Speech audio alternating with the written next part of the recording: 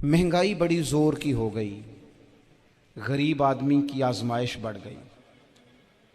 हमेशा महंगाई से गरीब लोग मुतासिर होते हैं। अमीरों की तो चीज़ें महंगी हो जाती हैं, वो तो सिंगल उन्होंने जमा की होती हैं, महंगी होती हैं तो डबल में बेचते हैं। गरीब पिसता है। लेकिन दुख की बात यह है कि हम एक दूसरे का साथ नहीं देते। मकरूज ज़हनी अजियत का शिकार है। 3 दिन है ना ईद के, तो एक जोड़े से भी गुजारे जा सकते हैं। हमने इस ईद पे कोशिश करनी है कि हमारी गली में, हमारे मोहल्ले में, हमारे दाएं बाएं थोड़ा सफ़र करें, बच्चों को देखें, सरकारी स्कूल से निकलते बच्चों को देखें, मसाजिद मदारस से निकलते बच्चों को देखें। हम ना एक एक दो दो का साथ दें। ये जितनी सियासी जमातें काम कर रही हैं, जिनकी हुकूमत थी, जिनकी है, पता नहीं कल किसकी आएगी। मैं तो ज़ाती तौर पर इनसे पूरा मायूस हूँ। मुझे तो नहीं लगता कि जितने लोग आज तक हुकूमत कर चुके हैं, बार बार आते हैं या पिछली हुकूमत गई है, इनके पास कोई प्लान ही नहीं है। ये तो बेचारे एक दूसरे की टांगें खींचने के अलावा ना कुछ कर सके हैं, ना उम्मीद है कुछ करेंगे। लेकिन गरीब की तकलीफ़ बढ़ गई है। मेरे पास 20 लोग आते हैं, आते तो वो दुआ का कहने हैं, आते तो सिर्फ ये बताने हैं कि इस मुश्किल में हूँ, दुआ करना। लेकिन दोस्तों, लोगों की बातें सुन के बड़ी तकलीफ़ होती है। हम क्या किसी की मदद कर सकते हैं? हमारे लिए तो मदारस चलाने मुश्किल हैं, लेकिन लोग अजियत का शिकार हैं। ज़हनी कर्ब के नीचे लोग आ गए। इतनी बड़ी अजियतें खड़ी कर दी गई हैं। थोड़ा थोड़ा देखो, 2 का खाना 3 भी तो खा ही सकते हैं ना, 3 का खाना 4 भी तो खा ही सकते हैं ना। मेरे महबूब ने हमें ये नहीं कहा था ज़्यादा गोश्त पकाना, बल्कि रसूल पाक ने तो रंग ही बड़ा सादा दिया है। करीम ने फरमाया, आयशा शोरबा ज़रा ज़्यादा कर लो, पड़ोसियों को भी सालन दे देंगे। थोड़ा शोरबा ज़्यादा कर लो, इसी को बढ़ा लो, थोड़ा शोरबा बढ़ा लें, थोड़ा थोड़ा एक दूसरे की मदद करें, दस्त शफकत रखें। गलियों में सुनसान लोग, अब तो लोग एक दूसरे से दुख भी नहीं कहते, वो कहते हैं देना किसी ने है कुछ नहीं, और तमाशा अलग से बन जाएगा। दोस्तों, हमने खुद एक दूसरे का हाथ बटाना है। जो लोग साहिब सरबत हैं, देखो, एक ही बाप की औलाद होती है, एक को अल्लाह बड़ा नवाज देता है, 2-3 कमज़ोर रह जाते हैं। उसको चाहिए वो दूसरों पे दस्ते शफकत रखे। एक गली में सारे लोग एक ही कबीले के, एक ही इलाके के, एक आगे निकल गया है, उसे चाहिए वो दूसरों का ख्याल करे। ये ज़रूरी नहीं कि सामने वाला आपका शुक्रिया भी अदा करे। हज़रत आयशा सिद्दीक़ा रज़ी अल्लाह तआला अन्हा, अम्मा जी एक कनीज़ रखी हुई थी, हज़रत उस्मान गनी ने दी थी कि आपकी खिदमत करेंगी। तो वो कनीज़ कहती है कि अम्मा जी तो मेरी भी रोटियां पका देती थी, वो तो मेरे लिए भी खाने का अहतमाम कर देती थी। लेकिन कोई दरवाजे पे अगर मांगने आता तो हज़रत आयशा सिद्दीक़ा मुझे कहती इसे खैरात दे आओ। तो मैं कहती अम्मा जी ये काम तो लोग दौड़ के करते हैं और आप ये मुझे कह रही हैं मैं कर दूं? तो हज़रत आयशा फरमाती जब कोई बंदा किसी को देता है तो वो शुक्रिया अदा करता है। मैं चाहती हूँ वो शुक्रिया भी तेरा ही अदा कर जाए, मैंने जो अजर लेना है वो रब की बारगाह से लेना है। तो हमारे यहाँ कुछ लोग समझते हैं कि सखावत सिर्फ रमज़ान में ही करनी है, और रमज़ान में सवाब ज़्यादा है, वरना राशन वंडन वाले और लोग को ईदों बाद भी भूख लग दीजिए, ईद के बाद भी उसी तरह ही गरीब के साथ पेट होता है, लेकिन तवज्जो नहीं। इल्म का लुग़वी माना जानने के होते हैं। इल्म हासिल किया जाता है किसी चीज़ की मारिफत को हासिल करने के लिए। जब हम कोई इल्म हासिल करते हैं तो हम ये चाहते हैं कि हमें उस चीज़ के नफ़ा और नुकसान का पता चल जाए। और जब हम दीनी इल्म हासिल करते हैं तो उसका मकसद ये होता है कि हमें रज़ाइल और खसाइल इन दोनों की खबर हो जाए। खैर क्या है, शर क्या है, उसमें तमीज़ का मलका हमें नसीब हो जाए।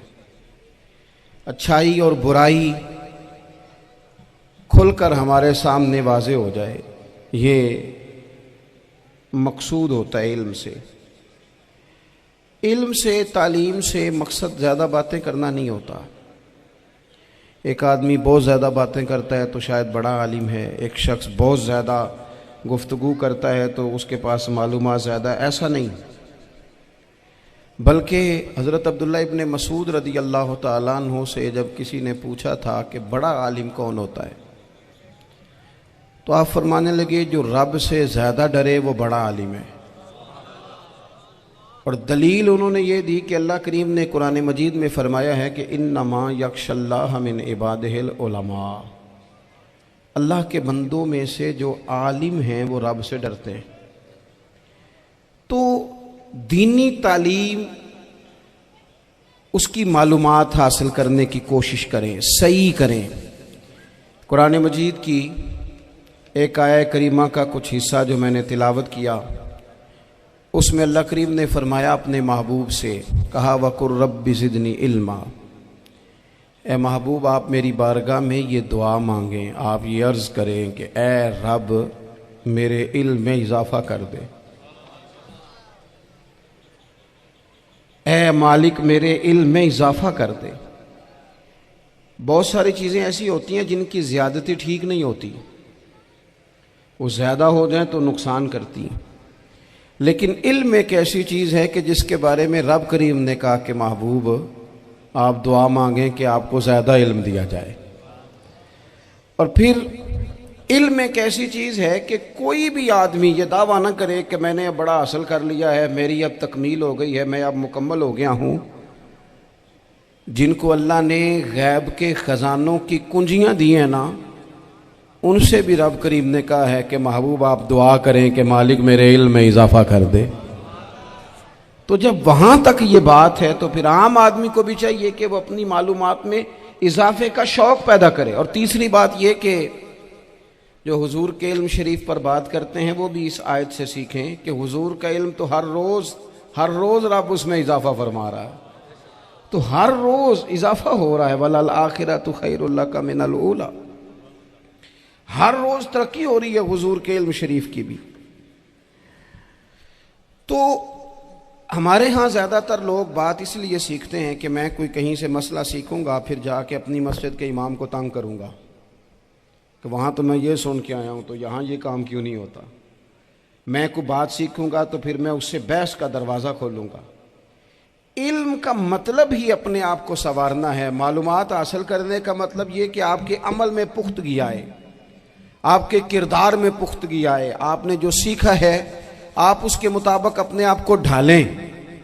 मुस्लिम शरीफ में मौजूद है, नबी पाक सल्लल्लाहु अलैहि वसल्लम ने दुआ मांगी है, ए अल्लाह मैं उस इल्म से तेरी पनाह मांगता हूँ जो इल्म तो हो पर नफ़े वाला ना हो। जिस बंदे के इल्म ने उसे नफ़ा नहीं दिया, वो कुछ सीख नहीं सका उससे, तो उसका इल्म किसी को क्या नफ़ा देगा। जब खुद से उसने, और सूफिया किराम तो फरमाते हैं कि जो लोग बड़ी मालूमात हासिल कर लें, बड़ी बातें सीख लें, पंचायत में किसी को बोलने ना दें, घर में किसी को बोलने ना दें। बहुत सारे लोग तो उलमा को भी मशवरा देते हैं, बड़ी बातें करे, लेकिन अमल के लिहाज से बंदा ज़ीरो हो तो अहले दिल फरमाते हैं उसकी सोबत से बचो। उसे बड़ा पता है, बड़ी बातें आती हैं, बड़ी बातें आती हैं, बड़ी बातें करता है, लेकिन गुफ्तगू की हद तक तो बहुत बड़ा है, अमल के मामले में सिफर है। बहुत सारे लोग मस्जिद के उजरे में मीटिंग हो रही होती है और वो लंबी लंबी दलीलें और मशवरे दे रहे होते हैं, नमाज का टाइम आ जाए तो उठ के चले जाते हैं, कहते हैं मैं अपने महल्ले दी मसीतें पढ़नी। कईयों को काम याद आ जाता है।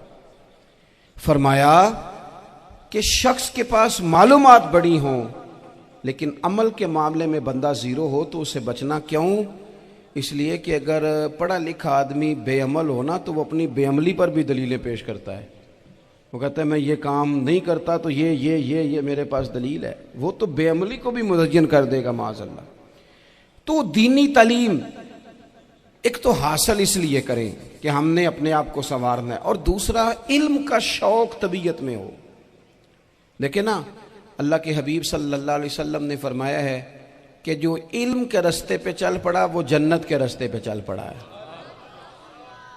जुमों में, महफिलों में कानों के जायके के लिए ना आए, इसलिए आए कि मेरे इल्म में, मेरे अमल में ये कोई इजाफे की बात बनेगी, मैं कोई नसीहत हासिल करूँगा तो मेरे दिल का जंग उतरेगा। हमारे यहाँ लोग मज़े के लिए आते हैं और आजकल लोग फ़ोटो के लिए आते हैं।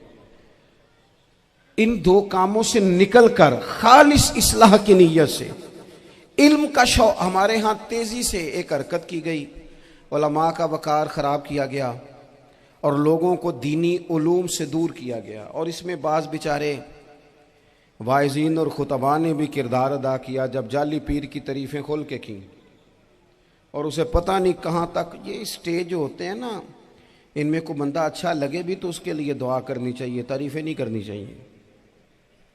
तारीफ़ें उसका कोई फ़ायदा नहीं है, उसको, उस बंदे को तो दुआ का फ़ायदा है। अगर आपको अच्छा लग रहा है तो उसे दुआ दें, उससे ज़्यादा कुछ नहीं करें। और हमारे यहाँ जनाब वो नकीबे महफिल बेचारे की शामत आ जाती है अगर तारीफ़ें थोड़ी करे तो, कहते हैं इन्होंने तो ना ही नहीं लेना होता। वो भाई इसके नाम लेने से आपका कद ऊंचा होता है।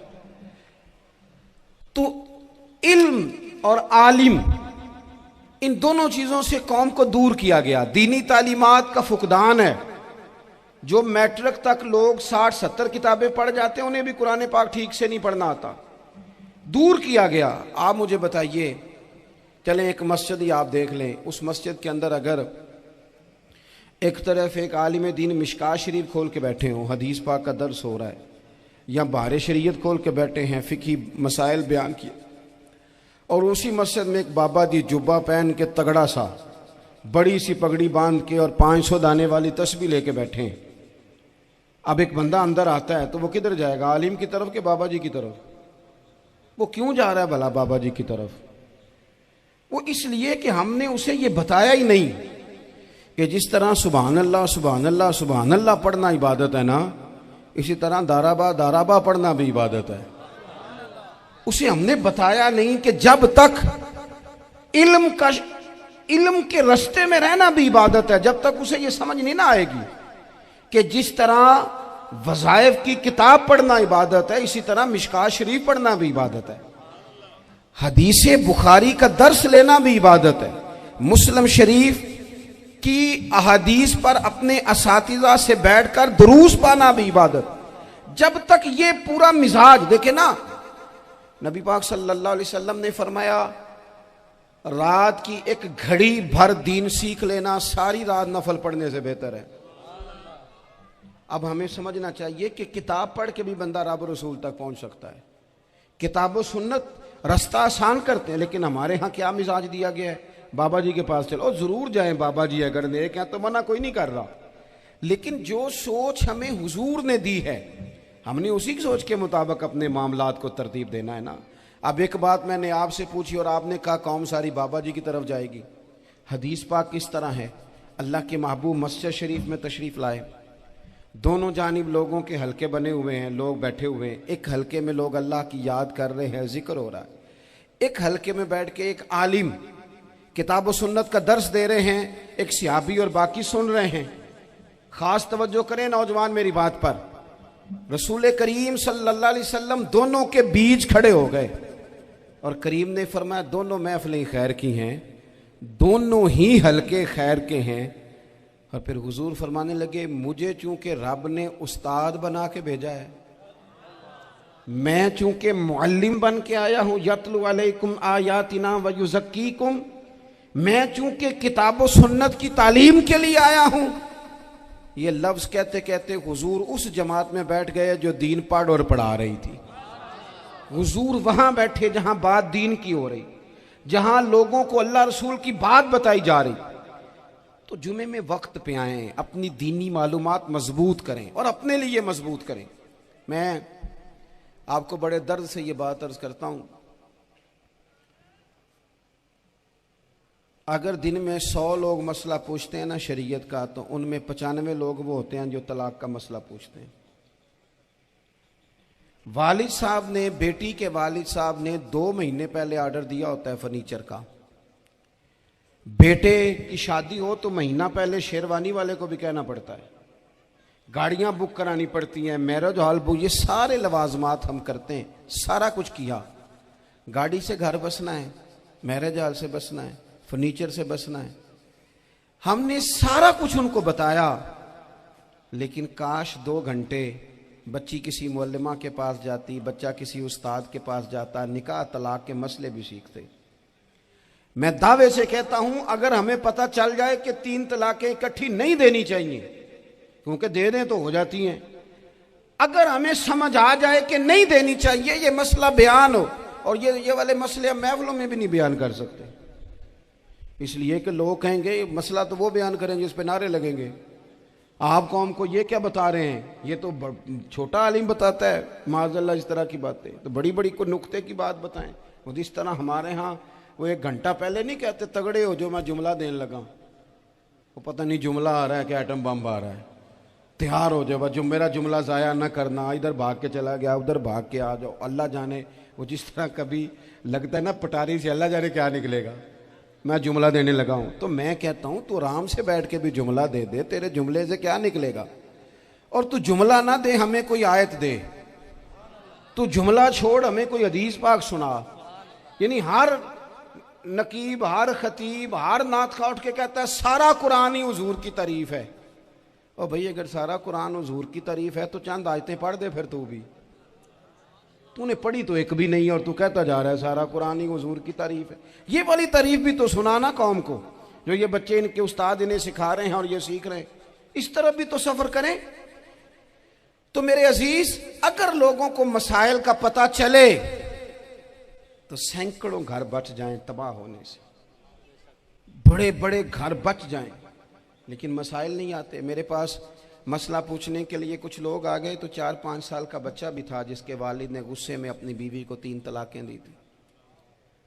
तो छोटा सा बच्चा, कपड़े भी फटे पुराने, और हालत बता रही थी कि गरीबी है।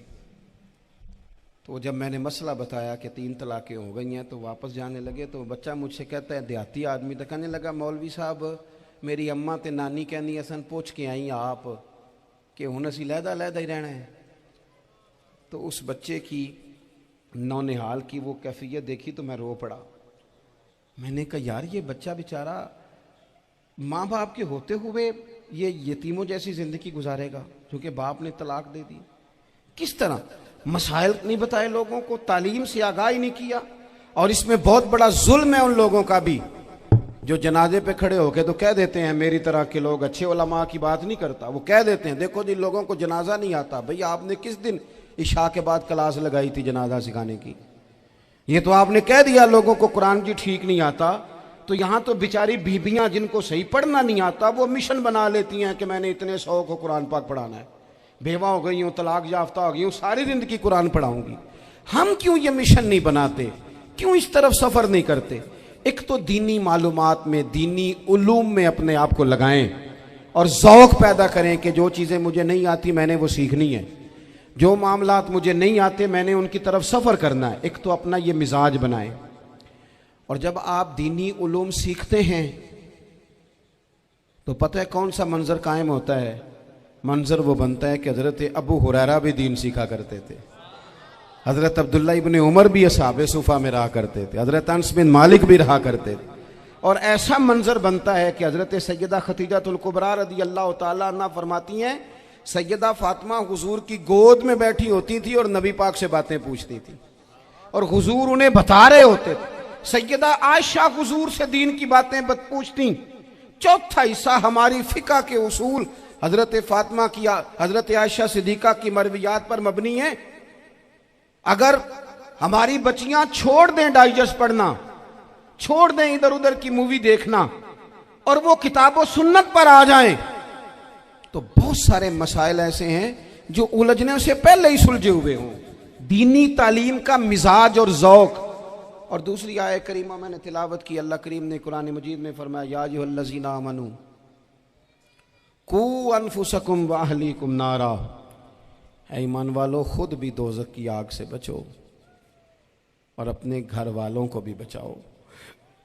ओ वालिद, वो माँ जो बच्चों को भूख से बचाने के लिए मेहनत करती है, उनको मायूसी से बहुत सारे माँ बाप ऐसे होते हैं जिनके पास कपड़े लेने के पैसे नहीं होते ईद पे।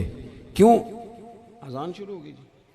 अजीज़ भाई, जिस तरह हम अपने बच्चों को देखें, बहुत सारे माँ बाप के पास गुंजाइश नहीं होती, लेकिन इस नीयत से कि बच्चों के दिल टूट जाएंगे, ईद पे कैसे गुजारा करेंगे, मुश्किल से भी कपड़े ख़रीद के देते। इस तरह हम अपने बच्चों को भूख से, प्यास से, मायूसी से बचाते हैं। इस तरह हमारे रब ने हमारे ज़िम्मे लगाया है कि तुम अपने बच्चों को कोशिश करो दोज़ख की आग से बचाने की। हज़रत उमर फ़ारूक रज़ी अल्लाह तआला अन्हु ने अर्ज़ किया था, या रसूल अल्लाह सल्लल्लाहु तआला अलैहि वसल्लम, इस आया करीमा का माना क्या है? तो महबूब करीम अलैहिस्सलाम ने फरमाया, उमर, जिन चीज़ों का अल्लाह तुम्हें हुक्म देता है, तुम अपने घर वालों को उन चीज़ों का हुक्म दो। जिन चीज़ों से रब रसूल तुम्हें मना करते हैं, अपने घर वालों को उनसे रोको। अपने घर के अंदर निफाज़े दीन करने की कोशिश करो। मेरे भाई, बहुत ज़्यादा आजमाइश है हमारे घरों में, बेचैनियाँ हैं, इज़्तिराब है, बच्चों में सख्ती है, बहन भाई एक दूसरे के साथ लड़ते हैं, मिजाजों में तलखी आ गई। क्यों भला? इसलिए कि माँ बाप को जो बेहतरीन किरदार और जो हसीन तरीका घर में अपनाना चाहिए था, बच्चे तकरीर बाहर से सुनते हैं लेकिन वो फॉलो अपने माँ बाप को करते हैं। अगर माँ बाप में हौसला हो, सब्र हो, इत्मीनान हो, खुददारी हो, थोड़े पर गुजारा करने का मिजाज हो। देखे ना, आज डिप्रेशन है, टेंशन है, पैनिक्स अटैक्स हैं, बड़ी सारी चीज़ें आ गई हैं। क्यों भला? सब्र नहीं, तहम्मुल नहीं, बुर्दबारी नहीं। आजमाए। एक दिन एक बच्चा मेरे पास आ गया मदरसे का और आके वो रोने लगा। मेरे घर वाले कहने लगे खाना छोड़ दें, पहले इसकी बात सुन ले। मैंने कहा पुत्र क्या हुआ, किसी ने मारा है किसी उस्ताद ने? कहने लगे नहीं हजरत, घर फ़ोन किया था तो मेरी अम्मा और अब्बा की लड़ाई हो रही है। बच्चा कांप रहा है, टांगे कांप रही हैं। मैंने कहा क्या हो क्या गया तुम्हें पुत्र, लड़ाई हो रही है तो घरों में हो ही जाती है। कहने लगे नहीं, आपको पता नहीं, वो बड़ा सख्त लड़ते हैं। मेरे वालिद जब मेरी वालदा को मारने के लिए आगे बढ़ते हैं तो हम सारे चारपाइयों के नीचे छुप जाते हैं, हमें खौफ आता है, वो मंजर खतरनाक होता है। ये कौन तकलीफ दे रहा है अपने बच्चों को? यहां बैठे, हमारे यहां मीलों दूर रहते थे उसके घर वाले, तो वो तकलीफ में था, तो घर में क्या कैफियत होगी? अगर हौसला हो, सब्र हो, कनात हो, अल्लाह के दिए हुए थोड़े रिस्क पर हमें राजी रहना आता हो, हमारे घरों में सुकून आए, इत्मीनान आए, हम जो जिंदगी बड़ी खुशी खुशी गुजार सकते हैं। हमारे मिजाजों का लालच, हमारी तबीयतों की बेराह रवी, हमारी झूठी अना का बुत, उन सारी चीजों को खत्म कर देता है। अपनी जिंदगी के अंदर अगर हम वो किरदार अपने बच्चों को दें, जिस किरदार में मोबाइल भी हो, जिसमें गाड़ी भी हो, जिसमें पैसे भी ला के अब्बा दराज में रखता हो, लेकिन वालिद का घर में मुसल्ला भी मौजूद हो, उसकी कोई तस्बीह भी हो, वो ये भी कहता हो कि खुदा ने अपने फजल से आज 5,000 दिया है तो इसमें 1,000 गरीबों का भी है, इसमें थोड़ा सा मैंने अल्लाह की रिजा के लिए भी रखा है। अगर कोई मुश्किल आ जाए तो वो बाप और माँ को सब्र करता हुआ देखते हो। अगर एक बाप कर बात करे तो दूसरा बर्दाश्त करता हो। खुदारा अपनी औलादों को इस अजियत का शिकार न करो। अपने घरों के अंदर वो खुददारी, वो प्यार, वो वकार, वो मोहब्बत, वो अंदाज। आप थके हुए हैं, कोई शक नहीं, आप बहुत सारे मसाइल का बाहर शिकार होंगे, कोई शक नहीं, लेकिन आप बाहर से थक के आए हैं। और अगर आप बाहर अपनी फैक्ट्री के मालिक हैं और दफ्तर के बड़े हैं तो घर में भी तो आप बड़े हैं ना। आपकी माँ भी तो इंतजार कर रही है, उसने भी तो दुखड़ा सुनाना है ना आपको। आप ये देखिए कि आपके बच्चे भी तो इंतजार कर रहे हैं, वो चाहते हैं कि अब्बा आके बैठे तो हम उनके सीने पे चढ़ के थोड़ा खेले। आपकी अहलिया मुंतजिर हैं। कुछ बातें बीवी किसी और से नहीं कह सकती, सिर्फ अपने शौहर से कहती है, लेकिन वो तो आते ही जलाल में आ गए साहब। वो कहने लगे तू बड़ी नालायक है, मैं थका मांदा आया हूं और तूने मुझे कहानी सुना दी है। वो उस खातून से शिद्दत के साथ पेश आने लगे। मेरे रसूल पाक की हयात नूर को देखो, हजरत उम्मे ऐमन हुजूर की रज़ाई वालदा हैं, उनकी भी खिदमत हो रही है। हजरत हलीमा सादी आ रही हैं तो खिदमत हो रही है। हजरत अब्बास हुजूर के चचा हैं तो करीम फरमाते हैं मेरे चचा हैं बाप की जगह पे। हुजूर दोस्त अहबाब सहाबा गुलामों सब के साथ प्यार कर रहे हैं। 9 अज़वाजे मुतहरात हैं घर के अंदर।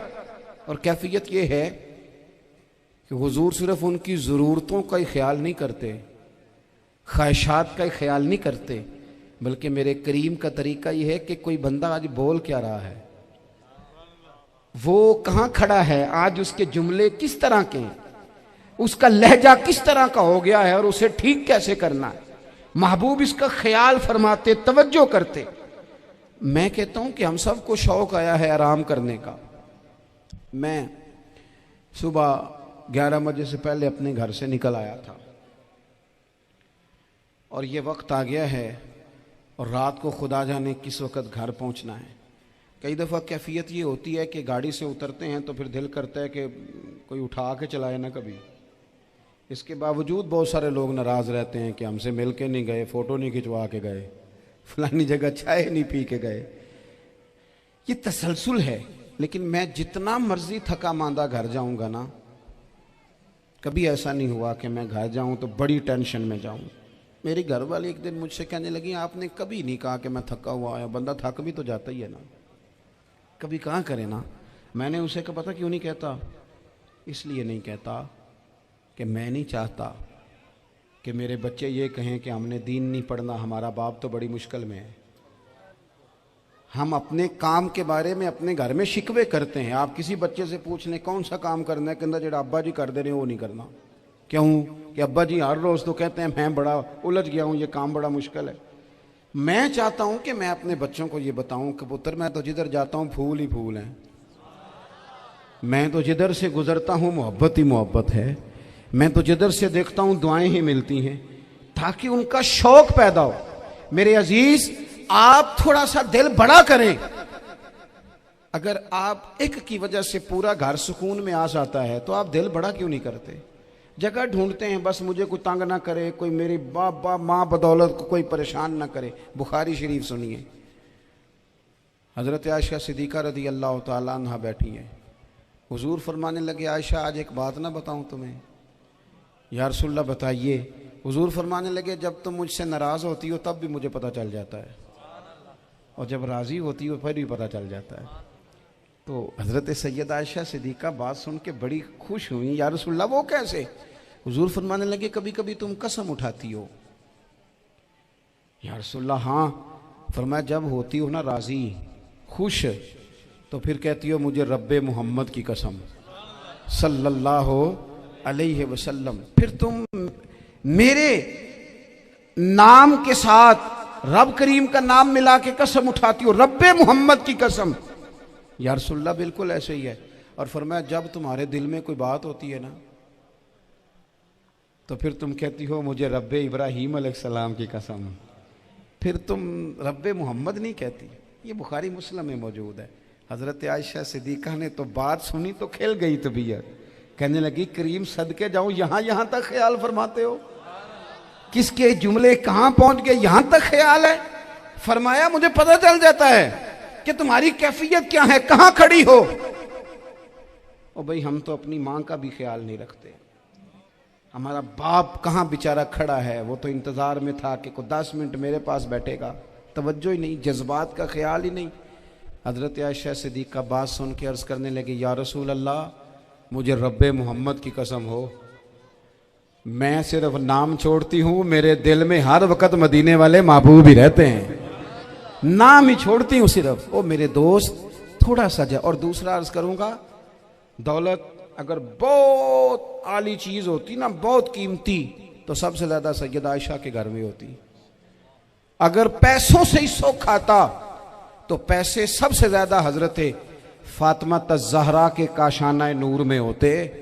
ओ मेरे भाइयों, सोना वक्त मोहब्बतों से गुजारा जा सकता है। ओ भाई, मैंने तो अपने घर में ये देखा कि मेरे वालिद साहब गर्मी आती तो फरमाते, ओ लो भाई तुहानू हुण परवाह नहीं, मैं तुहाडे पड़ोले च दाने पा दिते ने ते तुहाडी मां ने मर्तबान च अचार पा दिता है। लो अब तुम्हें कहीं जाने की ज़रूरत नहीं पड़ेगी। इस पे भी वक्त बड़ा अच्छा गुजरता था, इस पे भी टाइम बड़ा अच्छा। 6 खाने खा के बच्चे नखरे कर रहे हैं। मैंने अपने वालिद साहब से एक दिन कहा, मैं क्या अब्बा जी तुहानू पसंद की है? फरमान लगे, पुत्र जे तो लगी होवे भुख फिर ते हर शाही, और अगर भूख ना हो तो फिर नखरे ही नखरे हैं, फिर क्या पसंद होना है? तबीयत नहीं। अपने घरों में, अपने दोस्तों में इत्मीनान पैदा करें, इस तरह से बाहर आएँ। और एक बात और अर्ज़ करनी है, याद रखना, तकरीर बाहर चलती है, घर में नहीं चलती। घर में अमल चलता है। घर जाके आप लेक्चर देना, नमाज पढ़ा करो, नमाज पढ़ा करो, नमाज पढ़ा करो, नमाज पढ़ा करो, तो कोई नहीं पढ़ते घर वाले। आप घर में नमाज खुद शुरू कर दें। नबी पाक सल्लल्लाहु अलैहि वसल्लम ने फरमाया, घरों को कब्रिस्तान ना बनाओ, कुछ नफली नमाजें घर में भी पढ़ा करो। अल्लाह के प्यारे रसूल सल्लल्लाहु अलैहि वसल्लम का घर मस्जिद नबी के बिल्कुल साथ है, दरवाज़ा हुजूर के घर का मस्जिद में खुलता था। लेकिन नबी करीम सल्लल्लाहु अलैहि वसल्लम क्या करते थे? हजरत आयशा सिद्दीक़ा फरमाती हैं तहज्जुद की नमाज घर में पढ़ा करते। घर में हुजूर तहज्जुद की नमाज पढ़ते, अगरचे घर में दुश्वारी थी।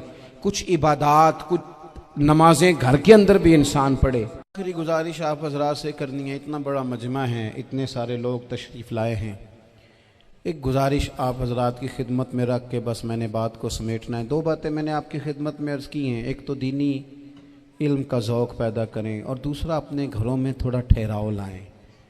थोड़ा सा अपने, ये बच्चों के दस्तार फजीलत का इज्तिमा था इसलिए मैंने ये बात अर्ज़ की, अपने घरों में थोड़ा हौसला कनात लाएं। हज़रत आयशा सिद्दीक़ा रज़ी अल्लाह ताला अन्हा फरमाती हैं ऐसा नहीं था कि हमारे घर के अंदर माल नहीं आता था, अल्लाह के फजल से बड़ा कुछ आता था, लेकिन फरमाती हम इसार कर दिया करते थे। हुजूर का मिजाज इसार कर देने का है। याद रखना, शम्मा से अगर कई शम्मे जल जाएं तो इसकी रोशनी में कभी कमी नहीं आती।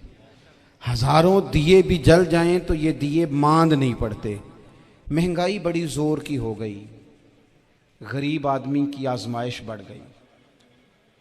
हमेशा महंगाई से गरीब लोग मुतासिर होते हैं। अमीरों की तो चीज़ें महंगी हो जाती हैं, वो तो सिंगल उन्होंने जमा की होती हैं, महंगी होती हैं तो डबल में बेचते हैं। गरीब पिसता है। लेकिन दुख की बात यह है कि हम एक दूसरे का साथ नहीं देते। मकरूज ज़हनी अजियत का शिकार है। 3 दिन है ना ईद के, तो एक जोड़े से भी गुजारे जा सकते हैं, एक से भी।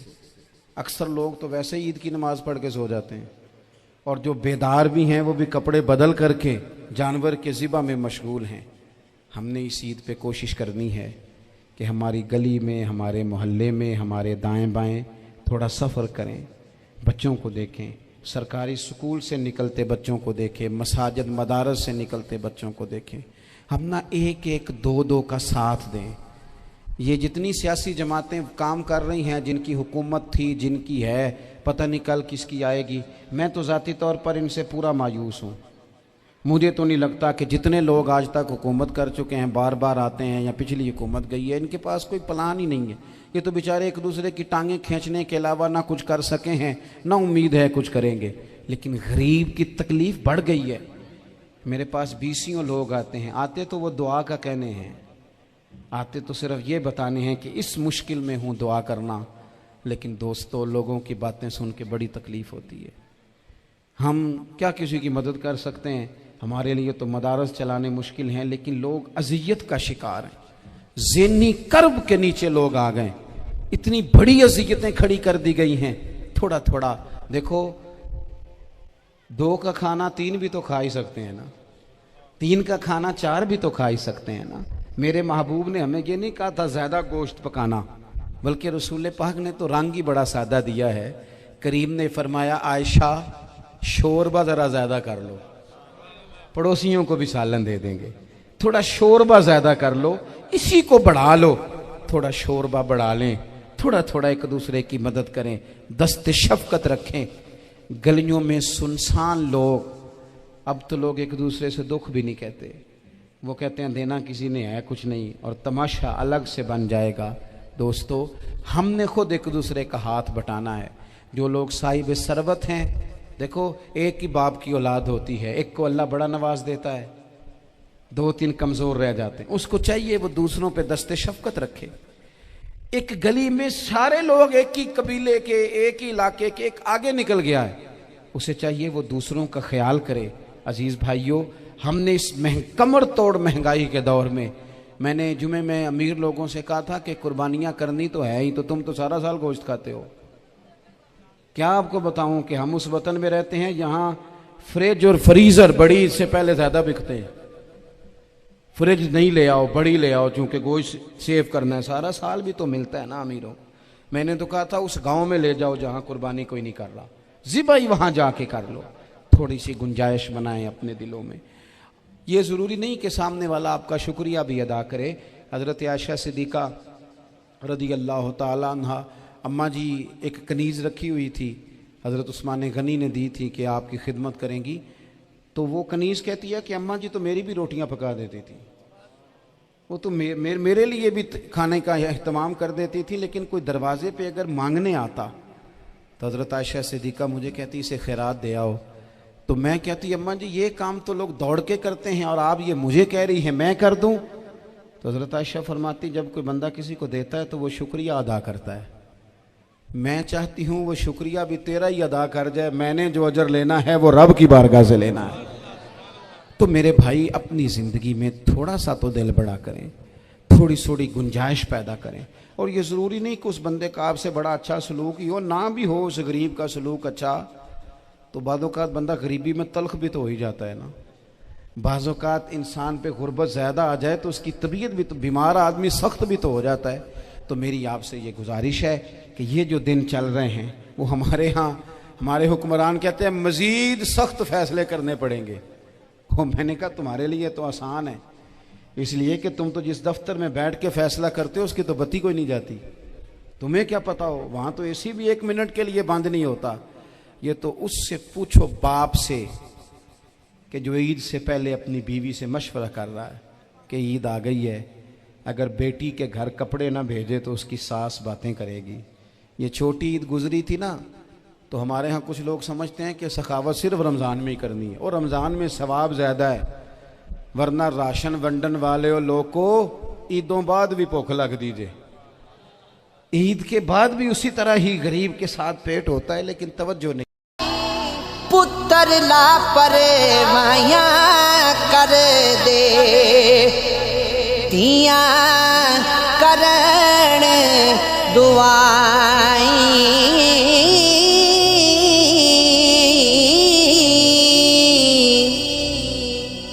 तिया लई परदेस वे बाबल, तिया लई परदेस वे बाबल, पुत्रा लई जागीरा,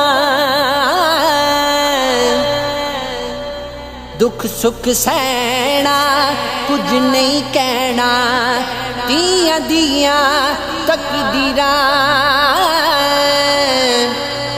दुख सुख सहना कुछ नहीं कहना, तिया दिया तकदीरा, नजर जना